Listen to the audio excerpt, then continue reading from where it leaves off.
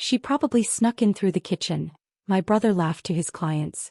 Can't afford the front door. The table erupted in polite chuckles.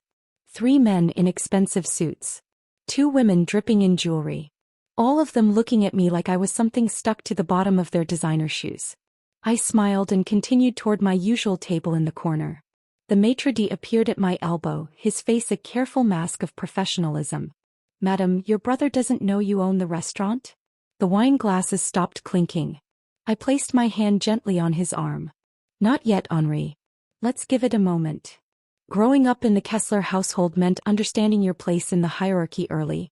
And my place was somewhere between forgotten and inconvenient. My brother Marcus was born 3 years before me, and from the moment I entered the world, I was playing catch-up to someone who'd already won the race. He was the firstborn son, the carrier of the family name, the golden child who could do no wrong. I was Morgan. The afterthought. Age 8, the piano recital. The first memory that really crystallized my place in the family happened when I was 8 years old. I'd been taking piano lessons for 2 years, practicing every day until my fingers ached. My teacher, Mrs. Bellingham, said I had genuine talent. She'd entered me in the county youth competition. I won first place. I remember running into the house, trophy clutched to my chest, breathless with excitement. Mom was in the kitchen on the phone with Aunt Patricia. Mom, I won. First place. She held up one finger, not even looking at me. Patty, you won't believe this. Marcus scored the winning goal in his soccer game. The coach said he's never seen such natural athletic ability in a 10-year-old. I stood there for 3 full minutes, trophy getting heavy in my arms, waiting. She never asked about the recital. The trophy ended up in my closet. Marcus's soccer trophies lined the mantel in the living room. Age 14, the college fund conversation. When I was 14, I overheard a conversation that would shape the next 2 decades of my life. I was supposed to be at volleyball practice, but I'd twisted my ankle and come home early. I heard my parents in Dad's study, door slightly ajar. Marcus will need at least $200,000 for Stanford, Dad was saying. It's an investment in his future. He's going to be somebody. What about Morgan? Mom asked, though her tone suggested it was more obligation than actual concern. Dad laughed. Not cruelly, just dismissively. Like the question was absurd. Morgan will figure something out. Community college, maybe. She doesn't have Marcus's ambition. Some people are just ordinary. I stood frozen in the hallway, ankle throbbing, chest throbbing worse. Ordinary. That word became my fuel. Every late night studying, every scholarship application, every business plan I drafted in college while my roommates partied. I heard that word. Ordinary. And I was determined to prove it wrong. Age 22, the graduation dinner. Marcus graduated from Stanford Business School when I was finishing my degree at State. My parents threw him a massive party. Rented out a venue. Invited 200 guests. Had it catered by one of the best restaurants in the city. I graduated summa cum laude 2 weeks later. With a double major in finance and hospitality management. Full scholarship the entire way because I'd gotten exactly $0 from that college fund. My celebration? Dinner at Applebee's with 3 friends. Mom couldn't make it. She was helping Marcus apartment hunt in Manhattan for his new investment banking job. Dad stopped by for 20 minutes, checked his watch twice and said, "Hospitality management? So you want to be a hotel maid?" I didn't correct him. I didn't explain that I'd already secured a position with a commercial real estate development firm. I didn't mention that my senior thesis on urban restaurant properties had caught the attention of 3 different investors. I just smiled and said, something like that. The next decade. What my family didn't know, what I deliberately kept from them, was that I had a plan. A very specific, very detailed plan. I started at the bottom of Whitmore Development Group. Property analyst. 60-hour weeks. Learning everything about commercial real estate, restaurant operations and hospitality investment. By 25 I was a project manager. By 27 I'd identified a gap in the market. Mid-tier cities with emerging food scenes desperately needed high-end restaurant spaces with proper infrastructure. I took every bonus, every commission, every penny I'd saved and I invested it. I found partners who believed in my vision. Small investors at first, then larger ones as my track record grew. By 29 I'd acquired my first building. a former warehouse in a gentrifying neighborhood that I converted into a boutique food hall. It was valued at $2.3 million within 18 months of opening. By 31 I had 5 properties. By 33 I had 12. Today at 34 years old I own Kessler Holdings, though nobody in my family knows the name. We specialize in high-end restaurant real estate and hospitality venues. Our portfolio is valued at $340 million. I personally own 81% of the company. My annual income last year was $15 million. And one of my crown jewels? Lumiere. The restaurant where my brother Marcus was currently entertaining clients.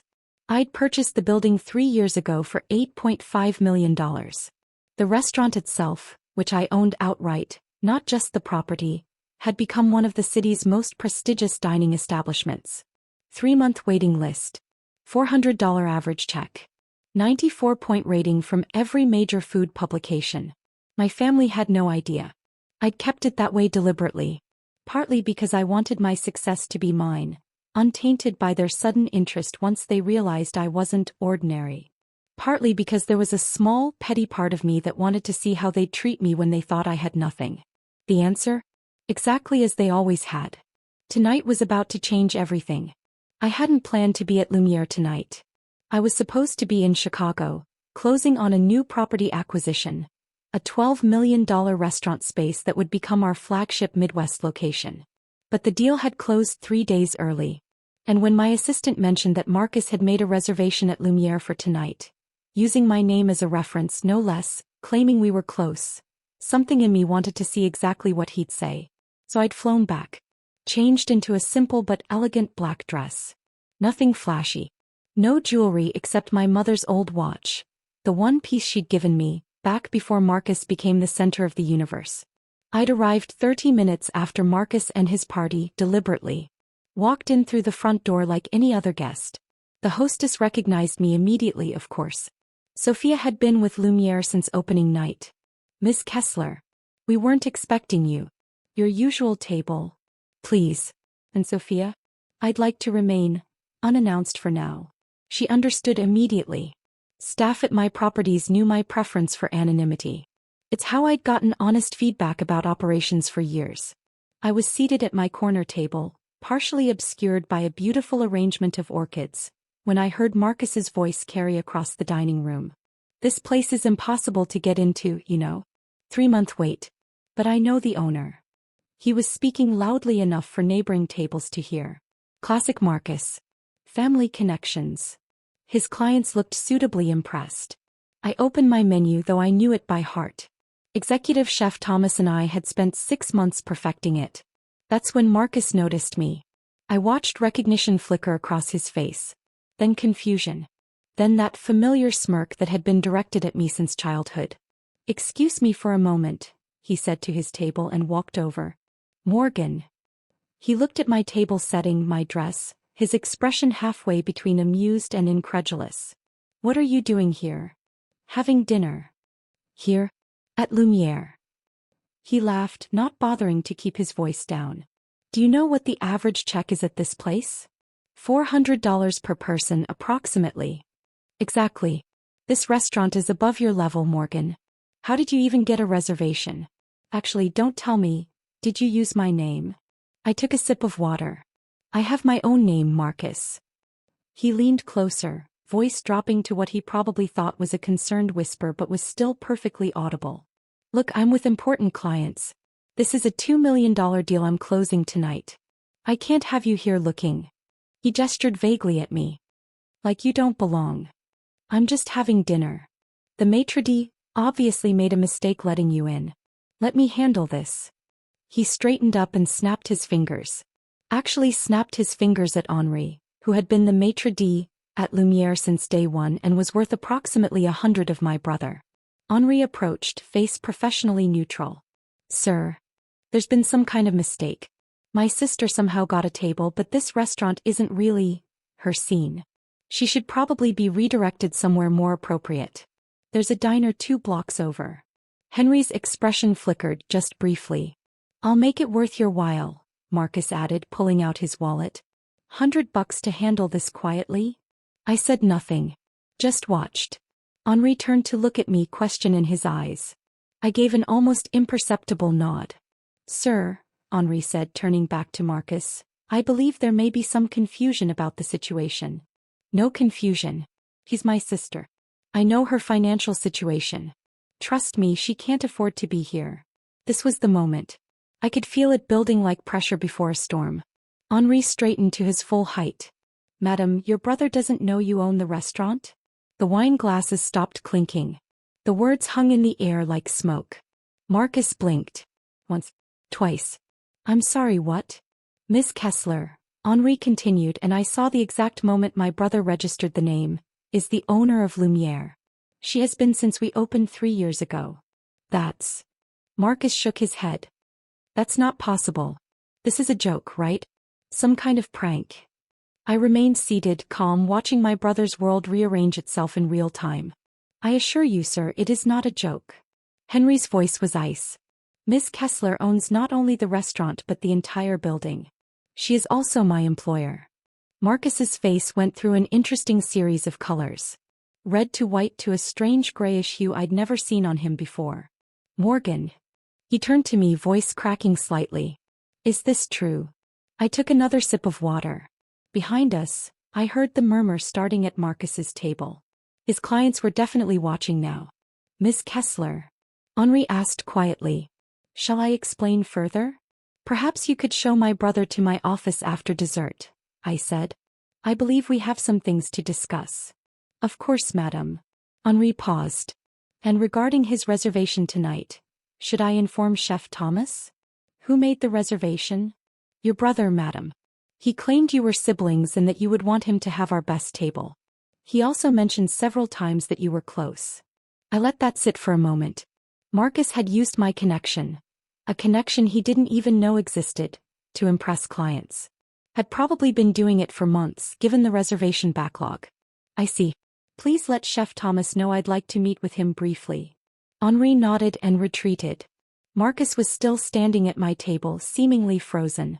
His clients were openly staring now. You should return to your table, I said quietly. Your clients are waiting. Morgan, I don't understand. How is this possible?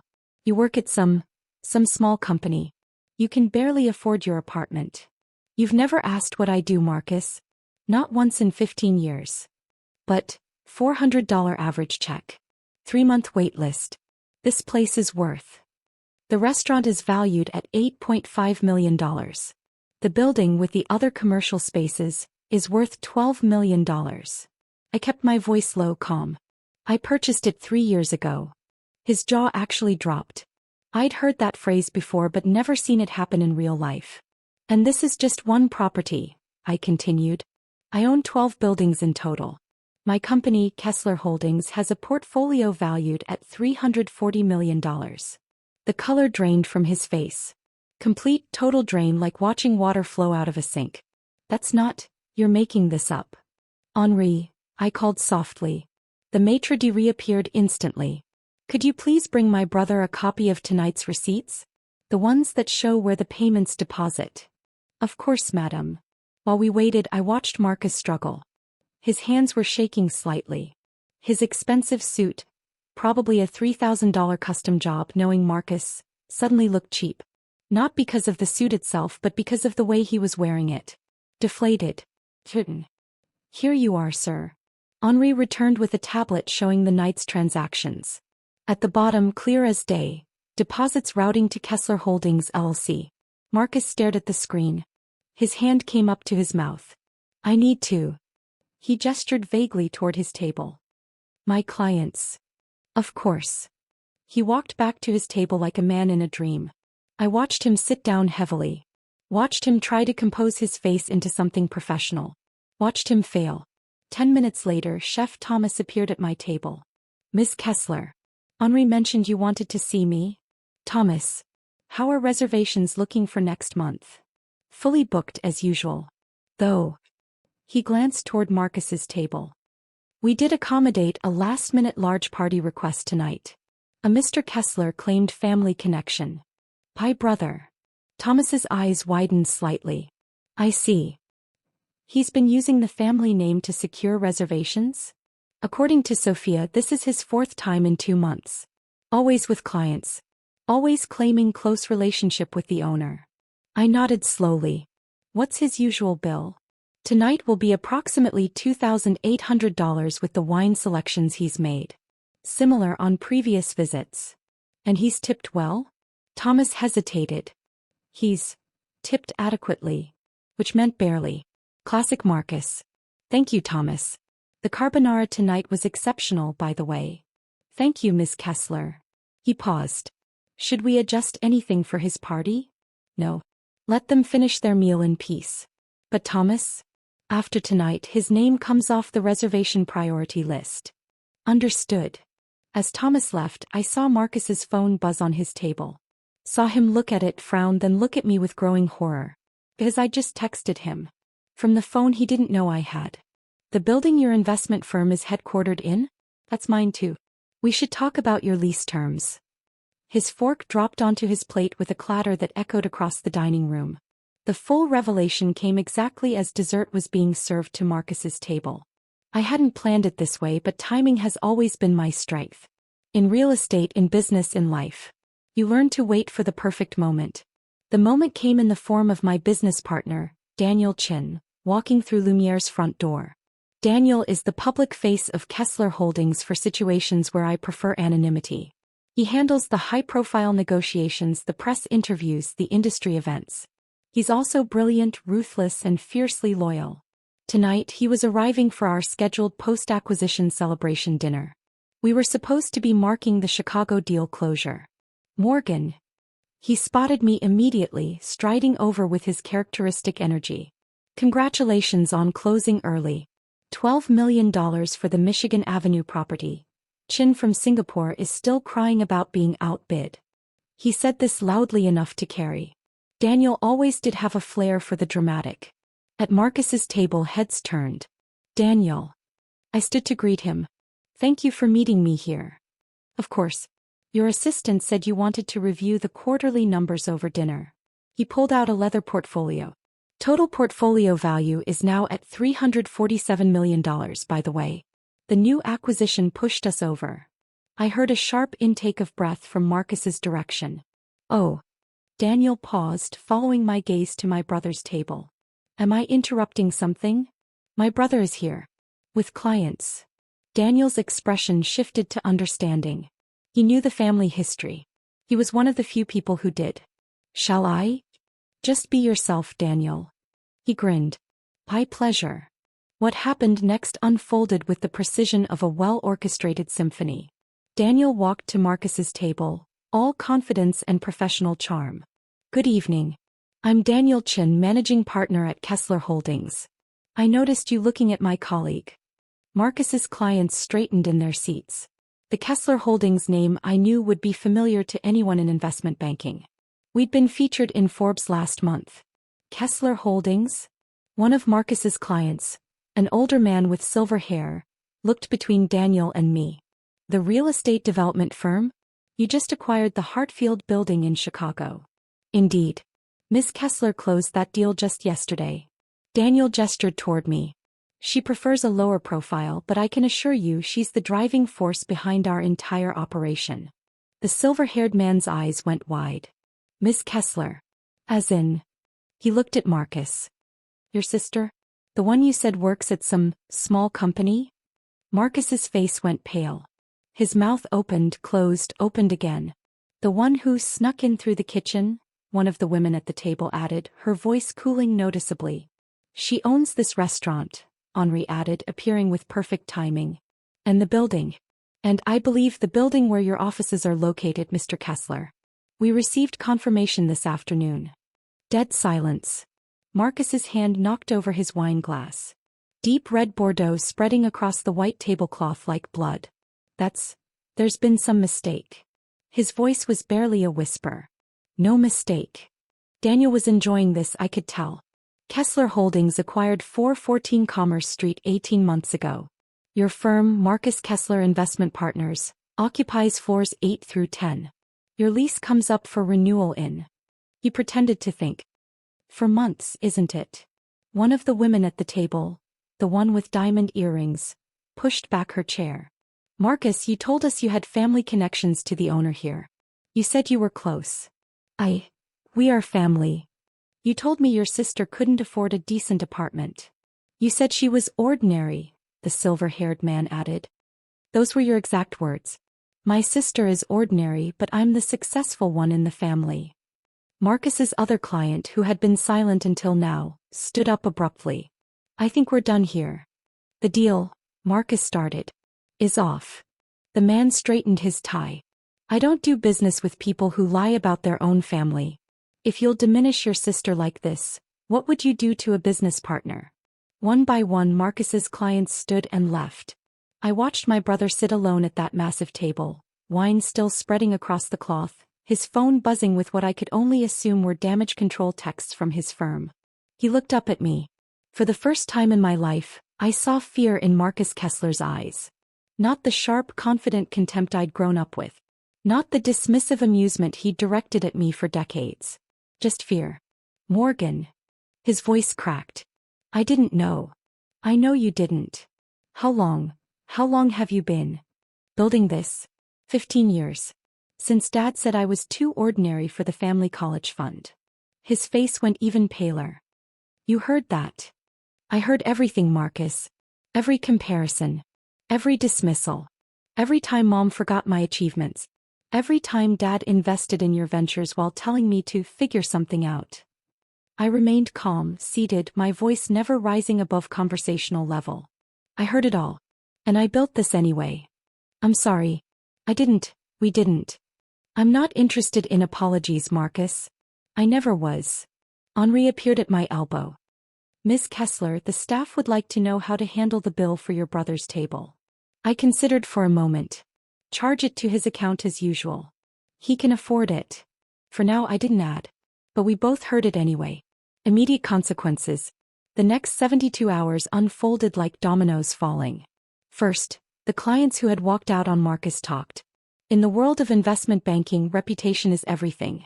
By noon the next day, I'd received 4 separate phone calls from industry contacts asking if it was true that Marcus Kessler had been publicly exposed as a fraud and a liar at one of the city's most prestigious restaurants.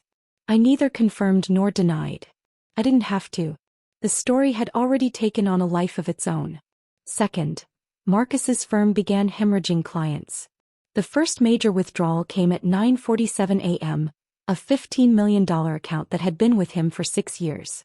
The client sent a brief email. We prefer to work with people of demonstrated integrity. By end of business that first day, Marcus had lost $47 million in managed assets. Third, his partners at the firm demanded answers. I know this because Marcus called me 17 times that day. I didn't answer. On the 18th call, he left a voicemail that I saved. Morgan, please. You have to help me. My partners are asking questions. They're talking about buying me out. The building, you own the building. Please, we need to talk about the lease. We can't operate if you don't renew. Please call me back. I didn't call back. Escalating consequences. 1 week later, the situation had intensified. Marcus's investment firm, which had been valued at $35 million, was now facing a serious liquidity crisis. Major clients had withdrawn a total of $89 million in assets under management. His partners had initiated buyout proceedings. More importantly, I had received a very interesting phone call from our family attorney.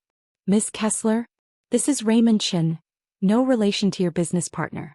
I handle your parents' estate planning. I know who you are, Mr. Chin.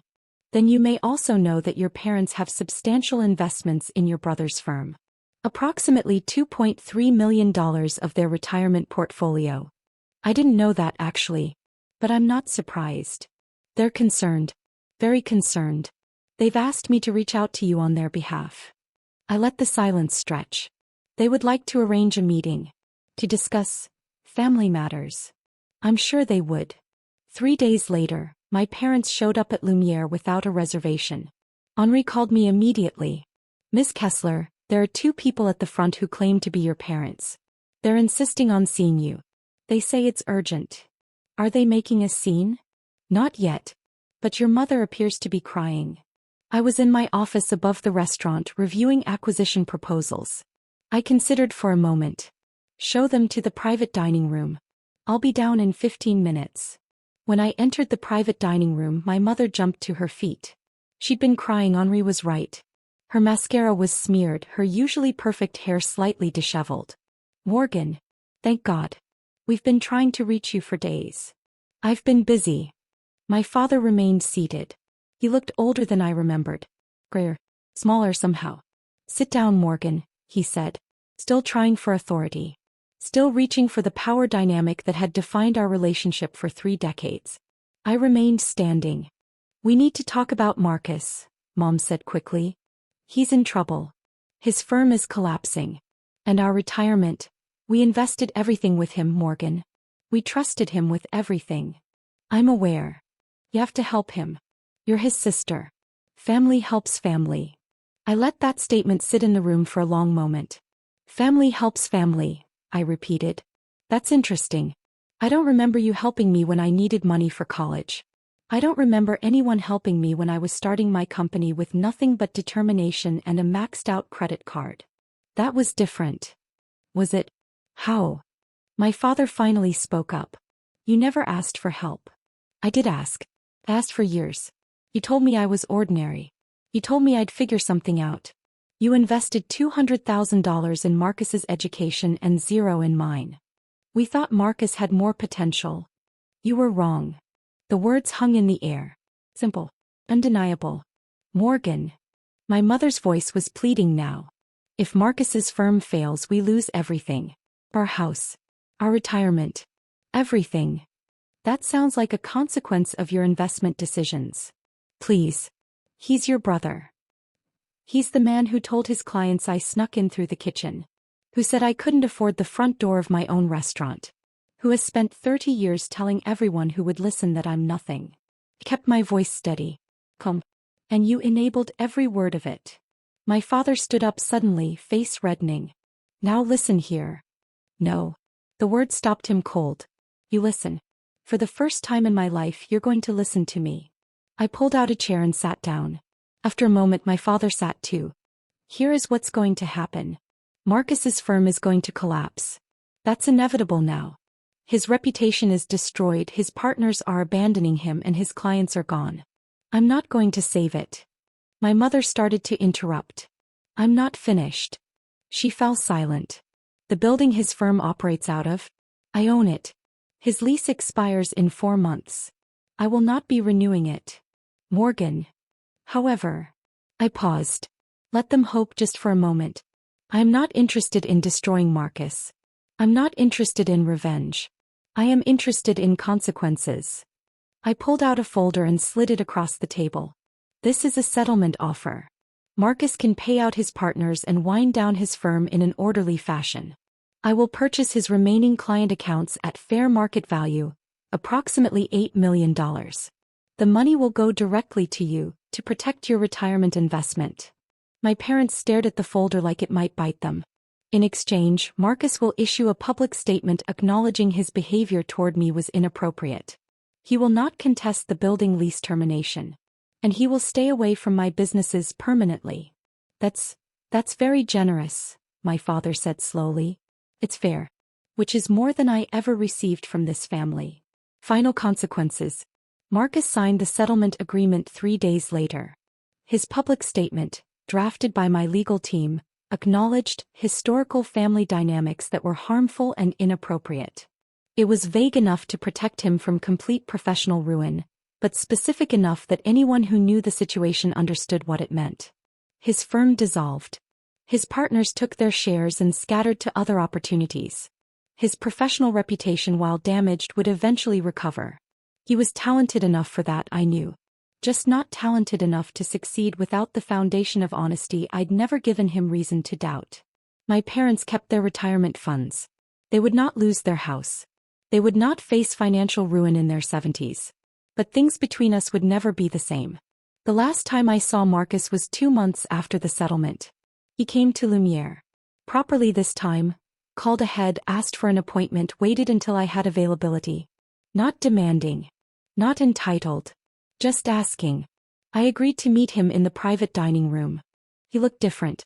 Thinner. Older.